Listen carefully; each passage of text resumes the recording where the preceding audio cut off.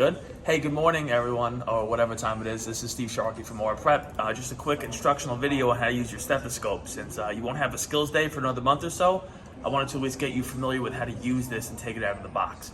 So if you haven't taken it out of the box yet, I suggest you do so. You take it out, you notice that it has two heads on the stethoscope, so it's a dual-headed stethoscope. The larger side is for adults, and the smaller side is for pediatric patients.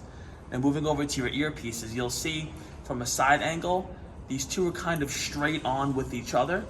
What I want you to do is I want you to take it and I want you to angle it forward, just like the direction of your ear canal. So when these go into your ear, they should go pointing straight forward.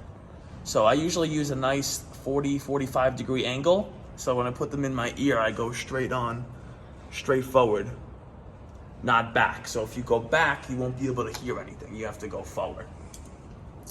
When you put these in your ear, you can actually swivel the head of your stethoscope, just like this.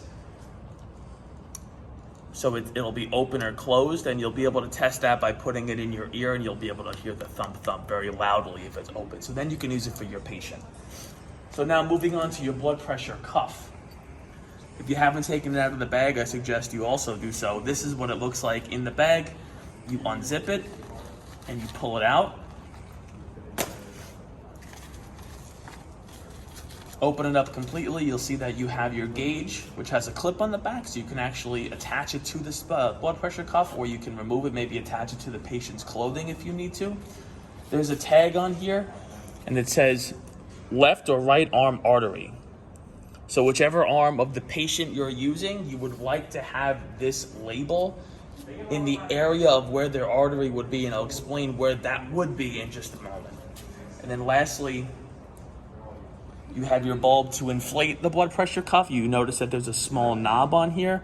This knob is very, very sensitive to the touch.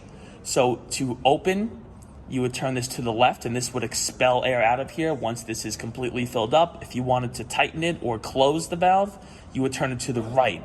So if I were to pump this up with this knob all the way to the right, air would not expel out.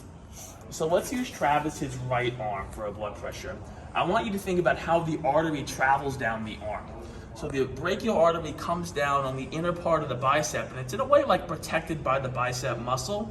It's the most superficial to the skin, meaning it's the closest to the surface of the skin, right about here.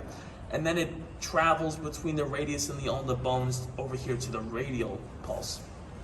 So right about here is where I want you to put your stethoscope. We'll kind of use that area for now as a landmark. But for my tag of the blood pressure cuff right here, this is Travis's right arm, so I would like that tag to be somewhere about right there. I'm gonna make this pretty snug. I don't wanna make this too tight, but it definitely needs to be snug. And it's totally okay that my tag is covered up here. I'm gonna take my gauge. I'm just gonna clip it onto Travis's shirt because it's easy for me to see. And if you see now, I'm gonna turn my valve all the way to the right, so it's completely locked, and I can inflate this a little bit, and you'll see that my pressure is increasing and it's holding. So there's a couple different ways of how, learning how much you should pump this up. So I'm gonna keep it simple for now, and then maybe in class I'll tell you some other ways. I'm gonna pump it up to about 200 millimeters of mercury. But there are some other ways to learn on how much you should pump that up to, but for now we'll stick to 200 millimeters of mercury. I'm gonna pump this up to about 200. I'm gonna place my stethoscope head, the larger side for an adult, right about there, and I'm gonna very slowly, and if you look at the gauge, very slowly expel the air.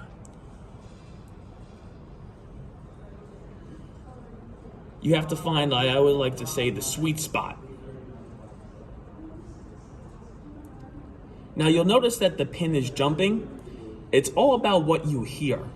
So you should hear a thump, thump, thump, which would indicate Travis's heart rate. But that's also the systolic blood pressure, or the top number of your blood pressure when you first hear it. When you stop hearing that number, that's the diastolic blood pressure, or the bottom number of your blood pressure. Now, most of the time, if not all the time, you're going to hear it before you see it. So we always say go by what you hear, not by what you see. So if you see the pin jumping but don't hear it, the blood pressure hasn't officially started yet, if you have your stethoscope on correctly. And the last thing, and I will talk about how to do blood pressures a little bit more in depth when we get in class, but this is just like a brief overview. When you place your stethoscope on your patient, don't use your thumb to hold it down because your thumb has a pulse. What I like to do is I like to take my 2 fingers and kind of hold it to his arm, just like this. You'll find your way of doing it. Sometimes if you place 1 finger down on it, it'll actually push up on the other side, so you won't get that good sound like you normally would if you were to have it held down on both sides, but try not to use your thumb like this. All right? So more videos to come soon. Thanks.